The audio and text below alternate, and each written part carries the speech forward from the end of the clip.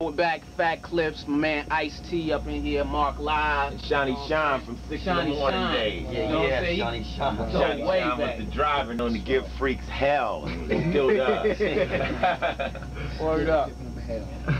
No doubt. One thing I want to know on the tour tip, me and the cameraman here, my man, the bony body here, we was trying to figure out on the business level. How is it run on the business level when you say, like, you go on a tour, like the Warped Tour, for example, or Lollapalooza or whatnot, versus when you go do spot dates? Do they give you, like, is this like some kind of a price cut due to the fact you're going night after night after night after night doing shows? Well, the trip to touring is you have what you're making per gig versus what you're spending to stay out on the road. Now, you on a tour bus right now, a tour bus is going to cost you about $5,000 a week. Now, if you're making $5,000, $10,000 a show, and you got 5 shows that week, that's $50,000. That's nothing. That's like 10% of your week. But if you're only doing 1 show that week, you can't afford that no tour bus. You just shot off half your money. Then are you going to stay in hotels? So it's all about cost effectiveness. But the trick to touring is to gig every night. If you gig every night, you make money every night, and you'll always overpower your cost. But then you take something like what Jay-Z and them had, Hard Knock Life Tour, where you got production and trucks, and a lot of money is being spent. You know, you renting the building, you have the overhead of security, the insurance, and although a lot of people can walk through that door, sometimes you don't make any money. You know, you could break even and really make money on the back ends just selling records. This tour, particular tour we're on, we're not making a lot of money, but we're going to play in front of 1 million people. You get a chance to promote your stuff. You know, it's all about cost effectiveness. You can't take 25 cats out on the road because you're going to have to get them rooms. Your boys be like, I'll go for free, but you gotta pay, I got to feed you. I got to take care of you. Then at the end of the tour, when you get home, you're going to say, man, my rent, I didn't pay my rent, so I need some money for my rent. And, you know, so it's kind of like on your first tour, usually you lose money, and down the road, I've been touring for so long, I tour like 3 times a year, you know, so I go out on like what I call an alternative tour.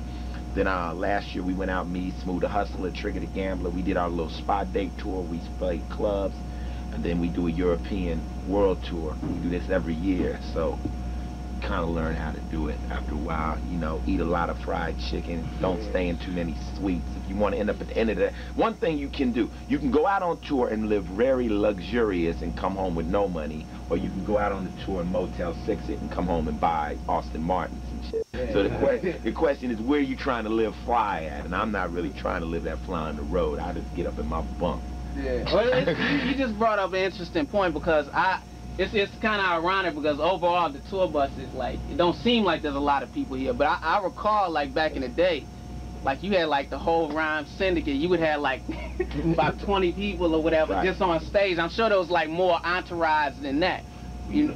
Early hip-hop, man, you know, as far as me being one of the early West Coast artists, I was trying to put a lot of people on, you know, and you know, all those cats that we started out with turned out to be people. You know, Dub C was in Low Profile, he's a star now. Muggs was in 783, he turned out to be Cypress Hill. You know, DJ Aladdin went on to win World Champion DJ competition, Coolio. All these cats was like down with us early in the game and stuff. Everlast, you know, so Bronx Style Bob. My job was just like, you know, to give people a chance, just like Mark Live today. That, you know, I've never been a kind of cat that's been all about people that already got over. I'm like, okay, you know, hip-hop brings some new blood into the game and stuff. But then at the same time, you know, you got to keep it cost-effective or it's not going to work. You know, it's not about having 1,000 cats. You know, I think that was just because it was the early days. Now, when you go to L.A. right now, like at the L.A. show, we had 150 people guest list. You know what I'm saying? You home, all the homies, they gonna pull up, they gonna, and you want them to be there, but we in St. Louis, so it's cool, you know. Now my boys are rich enough to where I tell them, look, if y'all want to come to St. Louis, y'all rent yourself a tour bus and bring your punk asses out there and come and hang out. You can't be on my bus no more. You ain't broke, you know. Yeah, no doubt. It's a different day. Now, was Breaking actually your first movie? Yeah, the first actual film I ever was in was a movie called Breaking. I had done a movie before that called Breaking and Entering, which was a like a documentary. Was that the one you was actually like b-boying, breaking it? Breaking. I was trying to do my footwork and everything. It's funny though, but you'd be surprised how many rappers were dancers back in the days. You know? It's like back in the days, in early hip hop, you had to rap, dance, and damn near DJ or do graffiti to be considered real. You couldn't just be like, I'm just a rapper. You got to know how to do something else too. So you had to get out there.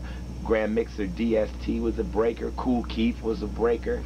And, you know, everybody. I mean, you watch Black Eyed Peas. Them boys are break dancers. I don't know, you know, when they decided to rap, and they are excellent rappers. But I could tell they've been dancing a long time. You know, so that's all part of the scene. You know, it's all part of the scene. Puffy's a dancer. You know? I know. I do all the elements. You know, to this day, getting older, but I'm still trying to hold down. My b-boy. Jermaine Dupri was a dancer. You know what I'm saying? A lot of cats, and that's what the whole scene was around. You know, some cats was rapping, some cats was dancing, some would do both. You know what I'm saying? So I could still dance. All right. Now check it out. Grab that tape again. We going into pimp mode. After we come out of this, we getting into pimp mode. So you might want to set it up with something. Actually though, on that album it was ironic because you kind of like jumped out of the little sex thing for like a hot little second to like hop on other topics. Yeah, you know, when I make albums, it's all a matter of what. Yeah, here's the live take. What's on my mind at the time, you know? Damn, this is crazy. Hit any cat. Now let's just go into here's a good one, Mind Over Matter. Right. That was one of my favorite tracks. Yeah, that was a joint. All right, check it out. We're gonna check out Mind Over Matter. We definitely are going in pimp mode because a lot of cats want to know a few things, you know, on this tip. We're gonna talk about pimp stuff. Hoes obviously you gotta hit the other door, right?